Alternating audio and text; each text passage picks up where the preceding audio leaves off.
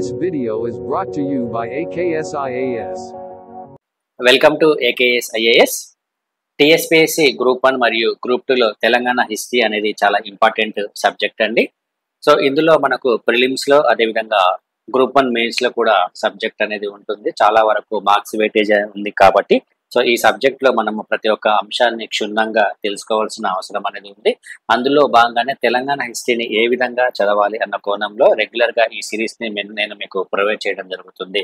So గతంలో కాకతీయులకి సంబంధించి రాజకీయ చరిత్రలో భాగంగా సో కొంతమంది చక్రవర్తులకు సంబంధించిన చరిత్రను మనము చదువుకున్నాము. అందులో భాగంగానే నెక్స్ట్ మనము రుద్రదేవునికి సంబంధించిన అంశాలు ఒకసారి మనం చూద్దామండి. కాకతీయుల పరిపాలనా కాలానికి సంబంధించి రుద్రదేవుని యొక్క పరిపాలనా కాలము చాలా ఇంపార్టెంట్ గా మనం చెప్పుకోవచ్చును. సో ఇతన్ని 1వ ప్రతాపరుద్రుడిగా పిలవడం అనేది జరుగుతుంది. సో కాకతీయుల్లో తొలి సార్వభౌమ పాలకుల యొక్క పరిపాలనా కాలం కనుక తీసుకుంటే 1158 నుంచి 1162. సో ఈ మధ్య కాలంలో దాదాపుగా తెలుగు భాష మాట్లాడే ప్రాంతాలన్నింటినీ జయించిన ఘనత ఎవరిది అంటే రుద్రదేవునిది అని మనము చెప్పుకోవచ్చును. అంటే తెలుగు భాష మాట్లాడే ప్రాంతాలు అంటే ప్రస్తుతం ఉన్న తెలంగాణ ప్రాంతం కానివ్వండి, ఆంధ్రప్రదేశ్ ప్రాంతం కానివ్వండి, సో ఈ ప్రాంతాలన్నింటినీ జయించిన ఘనత ఇతనిది అని మనము చెప్పుకోవచ్చును. సో అతని యొక్క విజయాలకు నిదర్శనంగా ఇతను 1163 సంవత్సరంలో 1000 స్తంభాల గుడిని నిర్మించడం అనేది జరిగింది. సో 1000 స్తంభాల గుడిని నిర్మించింది ఎవరంటే రుద్రదేవునిగా మనము చెప్పుకోవచ్చును. ఇక రుద్రదేవుని ఆలయము తొలి త్రికూట ఆలయంగా ఉంటుంది. త్రికూట ఆలయాలు అంటే ఇందులో మనకి శివ, కేశవ, ఆదిత్య ఆలయాలు అనేవి ఉంటాయి. సో ఇది కూడా మనకు చాలా ఇంపార్టెంట్. ఎగ్జామ్ లో ఏ విధంగా అడుగుతారంటే త్రికూట ఆలయంలో ఉండే దేవతల పేర్లు లేకపోతే దేవుడి పేర్లు అడిగే అవకాశం అనేది ఉంటుంది. సో శివ, కేశవ, ఆదిత్య ఆలయాలు ఇందులో ఉంటాయి. సో ఇతడు పానగల్లులో రుద్ర సముద్రాన్ని అదేవిధంగా హనుమకొండలో బాల సముద్రాన్ని నిర్మించడం అనేది జరిగింది. ఇతనికి ఉన్న బిరుదు కనుక చూసుకుంటే రాయ గజకేసరి అనే బిరుదు ఇతనికి ఉందని మనం చెప్పుకోవచ్చును. ఇతడి పరిపాలనతో పాటుగా గ్రంథ రచన కూడా చేయడం అనేది జరిగింది. ఇది కూడా మనకు ఎగ్జామ్ లో ఇంపార్టెంట్. సో ఏ కాకతీయ చక్రవర్తి పరిపాలనతో పాటు గ్రంథ రచన కూడా చేశాడు అని మనకు ఎగ్జామ్ లో అడుగుతాడు. అదేవిధంగా ఎవరి పరిపాలనా కాలంలో త్రికూట ఆలయం అనేది నిర్మించబడింది అని కూడా మనకు ఎగ్జామ్ లో అడుగుతాడు. అదేవిధంగా ఇతను నిర్మించిన చెరువులు వచ్చేసి పానగల్లులో రుద్ర సముద్రము, హనుమకొండలో బాల సముద్రము ఇతను నిర్మించడం అనేది జరిగింది. ఇక ఇతని యొక్క గ్రంథం వచ్చేసి నీతి సారము. ఇది కూడా చాలా ఇంపార్టెంట్. ఇది చాలా సార్లు ఎగ్జామ్ లో అడిగాడు గతంలో. ఇక ద్రాక్షారామ శాసనానికి సంబంధించి ఈ శాసనం ప్రకారము ఇతనికి వినయ భూషణుడు అదేవిధంగా విద్యాభూషణుడు అనే బిరుదులు కూడా ఉన్నట్లు తెలుస్తుంది. సో ఈ బిరుదులు కూడా మనము గుర్తుంచుకోవాలి. వినయభూషణుడు అదేవిధంగా విద్యాభూషణుడు అనే బిరుదులు ఇతనికి ఉన్నాయి. ఇతను 1195 సంవత్సరంలో మహారాష్ట్ర పరిపాలకుడైన యాదవరాజు జైతుగి చేతిలో మరణించడం అనేది జరిగింది. ఇది కూడా ఎగ్జామ్ లో మనము గుర్తుంచుకోవాల్సిన అంశంగా ఉంటుంది. చాలా ఇంపార్టెంట్ అంశం ఇది. ఎవరి చేతిలో మరణించాడు అంటే యాదవరాజు అయిన జైతుగి చేతిలో ఇతను మరణించడం అనేది జరిగింది. ఇక దాని తర్వాత రుద్రదేవుడి తర్వాత వచ్చిన రాజు ఎవరంటే మహాదేవుడు. ఇతని యొక్క పరిపాలనా కాలము 1195 నుంచి 1198 వరకు. ఇతను రుద్రదేవుని తమ్ముడు ఇతను. సో ఇతని వివరాలు ఎక్కడ లభిస్తున్నాయి అంటే పెద్దపల్లి సమీపంలో ఉన్న సుందిల్ల శాసనంలో ఇతని వివరాలు లభించడం అనేది జరుగుతుంది. ఇతనిపై శైవ మత గురువు రామేశ్వర పండితుని యొక్క ప్రభావం అనేది చాలా ఎక్కువగా ఉందని మనము చెప్పుకోవచ్చును. ఇక్కడ మనం గుర్తుంచుకోవాల్సిన అంశం ఏంటంటే రామేశ్వర పండితుడు ఎవరి పరిపాలనా కాలానికి సంబంధించిన పండితుడు అని మనకు ఎగ్జామ్ లో అడుగుతాడు. ఇతని భార్య వచ్చేసి బయ్యాంబ, అదేవిధంగా కుమారుడు వచ్చేసి గణపతి దేవ, కుమార్తెలు మైలాంబ అదేవిధంగా కుందమాంబ మహాదేవుడి యొక్క కుమార్తెలుగా మనము చెప్పుకోవచ్చును. సో ఇది కూడా గతంలో అడిగాడు. సో మహాదేవుడి యొక్క కుమార్తెల పేర్లు కూడా గతంలో అడగడం జరిగింది. ఇక రుద్రదేవుని హత్యకు ప్రతీకారంగా 1198వ సంవత్సరంలో ఇతను జైతుగిపై ప్రతీకార దండయాత్రను నిర్వహించడం అనేది జరిగింది. సో రుద్రదేవుని చంపింది ఎవరంటే జైతుగి, కాబట్టి అతని హత్యకు ప్రతీకారంగా మహాదేవుడు ఇతనిపై దండయాత్రను చేయడం జరిగింది. ఈ దండయాత్రలో ఇతనికి సహాయంగా ఎవరు పాల్గొన్నారు అంటే గణపతి దేవుడు పాల్గొనడము జరిగింది. సో అయితే దేవగిరిలో జరిగిన ఈ యుద్ధంలో మహాదేవుణ్ణి జైతుగి సైన్యం చంపివేయడం జరిగింది. అదేవిధంగా గణపతి దేవుణ్ణి ఈ యుద్ధం తర్వాత బందీగా చేయడం అనేది కూడా మనము గుర్తుంచుకోవాలి. ఇందులో మనకు ఇంపార్టెంట్ పాయింట్స్ చాలా ఉన్నాయండి. ఇక ఈ నేపథ్యంలోనే కాకతీయ రాజ్యం అనేది ఎవరిపై పడింది అంటే రేచర్ల రుద్రుడు. ఇతను ఎవరు అంటే ఇతను సైన్యాధిపతి. సో ఈ సైన్యాధిపతి చేతిలో కాకతీయ సామ్రాజ్య భారం అనేది పడింది. సో ఈ రేచర్ల రుద్రుడే సో ఆ సమయంలో కాకతీయ రాజ్యాన్ని రక్షించినట్లుగా ఏ శాసనం తెలియజేస్తుంది అంటే పాలంపేట శాసనం అనేది తెలియజేస్తుంది. రేచర్ల రుద్రుడు ఎవరైతే ఉన్నారో ఇతన్ని కాకతీయ రాజ్య రక్షణాధీశుడిగా ఈ శాసనం కీర్తించడం జరిగింది. ఇది కూడా మనకు ఎగ్జామ్ లో చాలా చాలా ఇంపార్టెంట్. ఇక గణపతి దేవుడిని జైతుగి కుమార్తె సోమశిలాదేవి వివాహం చేసుకున్నట్లుగా తెలియజేసే శాసనం ఏంటి అంటే చింతలూరి శాసనము. ఇది కూడా మనకు గుర్తుంచుకోవాల్సిన అంశము. ఈ వివాహ ఫలితంగా గణపతి దేవుడు విడుదలై తెలంగాణకు తిరిగి పరిపాలనా బాధ్యతను స్వీకరించడం అనేది జరిగింది. సో ఈ విషయాలు తెలియజేసే శాసనము మంథని శాసనము.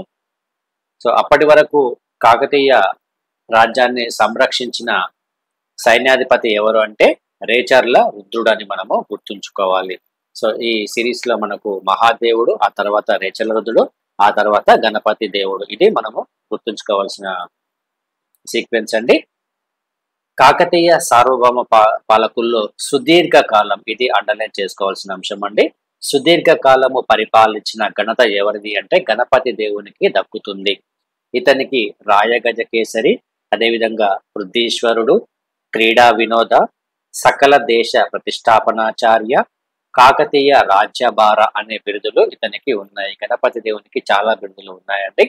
మనకు ఎగ్జామ్ లో ఏ విధంగా అడుగుతాడంటే ఇక్కడ మనకి ఒక 4-5 బిరుదుల పేర్లు ఇచ్చి ఇందులో గణపతి దేవునికి సంబంధించిన బిరుదులను గుర్తించండి అని మనకు ఎగ్జామ్ లో అడిగే అవకాశం ఉంటుంది.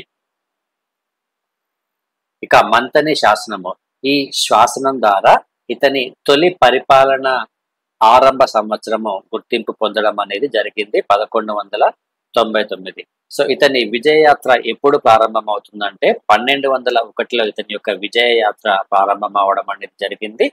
1201లో ఇతను బెజవాడను జయించి విజయ స్తంభాన్ని నాటించడం అనేది కూడా మనం ఇక్కడ గుర్తుంచుకోవాలి. బెజవాడలో విజయ స్తంభాన్ని నాటించిన కాకతీయ చక్రవర్తి ఎవరు అంటే గణపతి దేవుడు. ఆ తర్వాత కృష్ణా జిల్లాలో ఉన్న దివిసీమను కూడా ఇతను జయించడం అనేది జరిగింది. సో ఆ దివిసీమకు చక్రవర్తి అయిన అయ్యదేవుని కుమార్తెలు నాదాంబ, అదేవిధంగా పేరాంబలను వివాహం చేసుకున్నాడు. దివిసీమ రాకుమారుడైన జయపసేనుని తన గజములకు అధిపతిగా నియమించడం అనేది కూడా మనం ఇక్కడ గుర్తుంచుకోవాల్సిన అంశము. సో ఇతన్ని గజసహాని అని అంటారు. సో ఎవరిని నియమించాడంటే జయపసేనుని నియమించడం అనేది జరిగింది. ఇక కోస్తాంధ్రలో బలమైన రాజ్యము వెలనాడు ఉండేదండి. ఈ వెలనాడును కూడా గణపతి దేవుడు జయించడం జరిగింది. సో వెలనాడు రాజ్యాధిపతి ఎవరు అంటే పృథ్వీశ్వరుడు. సో ఈ పృథ్వీశ్వరుడు గణపతి దేవునికి లొంగిపోయాడు. దాని తర్వాత తూర్పు దిశగా మన కాకతీయ సామ్రాజ్యం ఏదైతే ఉందో ఇది కళింగ వరకు విస్తరించడం అనేది జరిగింది. నిడదవోలు రాకుమారుడు వీరభద్రునితో తన కుమార్తె రుద్రమదేవి వివాహాన్ని కూడా జరిపించడం జరిగింది. సో ఇతని ఉత్తరాంధ్ర దండయాత్ర గురించి మోటుపల్లి అభయ శాసనం కూడా తెలియచేయడం జరుగుతుంది. ఇది చాలా ఇంపార్టెంట్ అండి. మోటుపల్లి అనేది సో కాకతీయుల పరిపాలన కాలంలో ప్రముఖ ఓడరేవుగా మనము చెప్పుకోవచ్చును. సో ఈ మోటుపల్లి అభయ శాసనము ఎవరి దండయాత్ర గురించి తెలియజేస్తుంది అంటే గణపతి దేవుని దండయాత్ర గురించి తెలియచేస్తుంది. ఇక గణపతి దేవునికి సంబంధించి మరికొన్ని అంశాలు కనుక చూసుకుంటే తిక్కన సోమయాజి ఇతని పరిపాలన కాలంలో ఉన్నాడు. తిక్కన సోమయాజి రాయబారం వల్ల సో నెల్లూరుపై దండయాత్ర చేసి తన స్నేహితుడు మన్మసిద్ధి కుమారుడైన తిక్క భూపాలుడిని ఆశ్రయించడం అనేది జరిగింది. ఆ తర్వాత పాండ్యరాజు అయిన జటావర్మ సుందర పాండ్య కాకతీయులపై యుద్ధం ప్రకటించడం అనేది జరిగింది. జటావర్మ సుందర పాండ్య కాకతీయులపై యుద్ధాన్ని ప్రకటించడం జరిగింది. దాని తర్వాత 1262వ సంవత్సరంలో మత్తకూరు వద్ద జరిగిన యుద్ధంలో కాకతీయ సైన్యం అనేది ఓడిపోయింది. సో ఇది గణపతి దేవుడి చరిత్రలో తొలి ఓటమిగా మనం చెప్పుకోవచ్చు. సో టోటల్ గా గణపతి దేవుడు చేసిన యుద్ధాలలో తొలి ఓటమి ఏదంటే మత్తకూరు వద్ద జరిగిన యుద్ధం అనేది మనం గుర్తుంచుకోవాలి. సో ఈ యుద్ధం జరిగిన తర్వాత ఇతను ఓటమి భారంతోటే మరణించినట్లు చరిత్రకారులు అభిప్రాయపడుతున్నారు. సో ఇక్కడ మనకు ఇయర్ అనేది ఇంపార్టెంట్ కాదండి. ఇయర్ అనేది మనకు ఎగ్జామ్ లో అడగడు జనరల్ గా. సో 1254వ సంవత్సరంలో కాకతీయుల రాజ్యాన్ని హనుమకొండ నుంచి వరంగల్కు మార్చింది ఎవరంటే గణపతి దేవుడు అని మనము గుర్తుంచుకోవాలి. ఈ నేపథ్యంలోనే గణపతి దేవుడు స్వయంభూ దేవాలయం చుట్టూ కీర్తి తోరణాలు 4 వైపులా నిర్మించాడు. ఇది మనకు ఎగ్జామ్ లో అడిగే అవకాశం ఉంటుంది. సో దాని తర్వాత గణపతి దేవుని తర్వాత వచ్చిన వారు ఎవరంటే రుద్రమదేవి. సో రుద్రమదేవి కూడా మనకు కాకతీయుల పరిపాలన కాలంలో ప్రముఖ చక్రవర్తిగా మనం చెప్పుకోవచ్చును. సో రుద్రమదేవి ప్రధాన ఆధారం ఏంటంటే వెనిస్ యాత్రికుడు రాసిన ది ట్రావెల్స్ అనే గ్రంథము ప్రధాన ఆధారంగా మనం చెప్పుకోవచ్చును. సో చరిత్రకారుల అభిప్రాయం ప్రకారము 1261లో పట్లోధృతి అనే పేరుతో యువరాణిగా 1262లో మహారాణిగా బాధ్యతలు స్వీకరించడం అనేది జరిగింది. సో తొలి అధికారిక రోజుల్లోనే నరహరి దేవుడు అదేవిధంగా మురహరి దేవుడు అనే సవతి తల్లి కుమారులు తిరుగుబాటు చేయగా ఆ తిరుగుబాటును అణచివేసింది రుద్రమదేవి.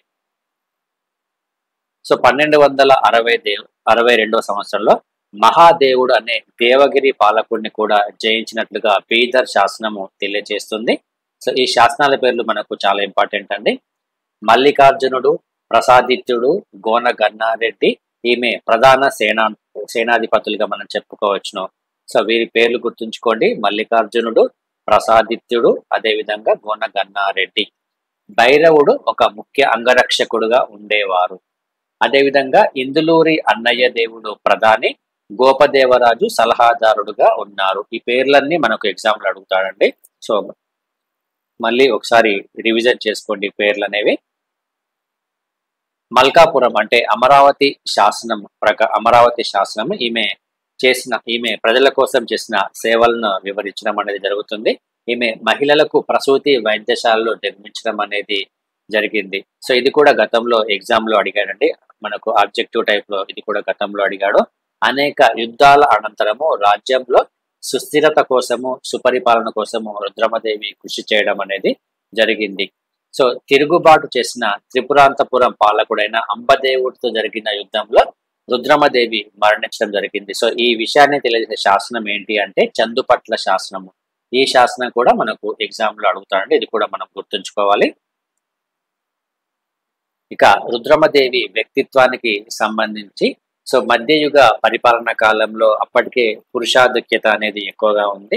సో అందుకు భిన్నంగా ఒక స్త్రీ పరిపాలనకు రావడం అనేది జరిగింది. సో అంతటి ఘనతను రుద్రమదేవి సాధించిందని మనం చెప్పుకోవచ్చును. భారతదేశంలోనే 2వ స్వతంత్ర పాలకురాలిగా చరిత్రలో గుర్తింపు పొందడం అనేది కూడా జరిగింది. అదేవిధంగా ఈమె ఎక్కువగా ప్రజలకు అందుబాటులో ఉండేది.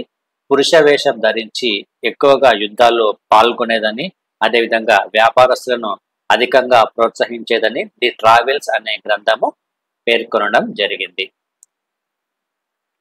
సో ఇదండి ఈరోజు కాకతీయులకి సంబంధించిన చక్రవర్తిలో భాగంగా మనము